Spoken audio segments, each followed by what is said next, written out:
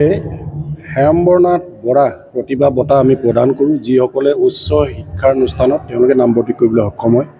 2023 বৰ্ষত আমাৰ 217গৰাকী ছাত্ৰ ছাত্ৰীয়ে মেডিকেল, ইঞ্জিনিয়াৰিং, ইউনিভাৰ্চিটি, PhD এনেধৰণৰ কোৰ্চবিলাকত নামভৰ্তি কৰিবলৈ সক্ষম হৈছিল। আৰু সেই ছাত্ৰ ছাত্ৰীসকলক আজি আমি হেমবৰনাথ বৰা প্ৰতিভা বঁটা প্ৰদান কৰিছোঁ। হেমবৰনাথ বৰা হৈছে আমাৰ সোণোৱাল কছাৰী সম্প্ৰদায়ৰ প্ৰথম নমিনেটেড IAS বিষয়া আছিল, আৰু তেখেতৰ নামতে আমি বঁটাটো উৎসৰ্গিত কৰি এইকাৰণে হায়াৰ ষ্টাডি ষ্টুডেণ্টবিলাকক আমি প্ৰদান কৰোঁ।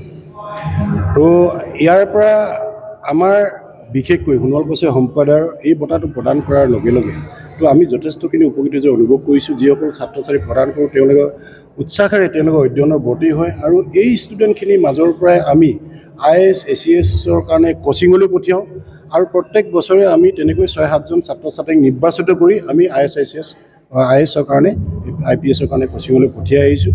আৰু ইয়াৰ ফলশ্ৰুতিত আমি ইতিমধ্যে IAS পাবলৈ সক্ষম নহয় যদি 5জন ACS অফিচাৰ আমি পাবলৈ সক্ষম হৈছোঁ।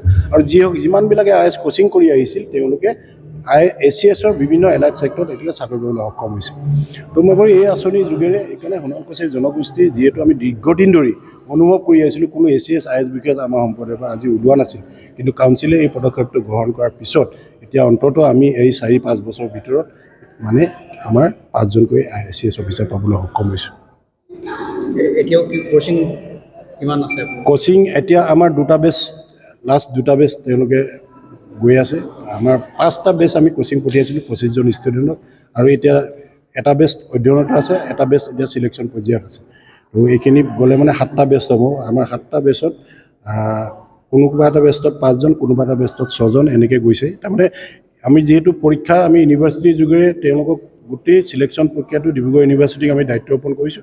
তেওঁলোকে এক্সামিনেশ্যন পৰীক্ষা পাতি মেলি তেওঁলোকে মেধা ছাত্ৰ ছাত্ৰীসকলকে চিলেক্ট কৰি দিয়ে, আৰু গতিকে সেই অনুপাতে তেওঁলোকে যিকেইজনৰ ভৱিষ্যত দেখে সেই অনুপাতে তেওঁলোকে ভাল ছাত্ৰক কেতিয়াবা 5জন ওলায়, কেতিয়াবা 6জন ওলায়, কোনোবা এটা বৰ্ষত কোনোবা এটা বেছি ওলালে আমি বেছি পঠিয়াওঁ।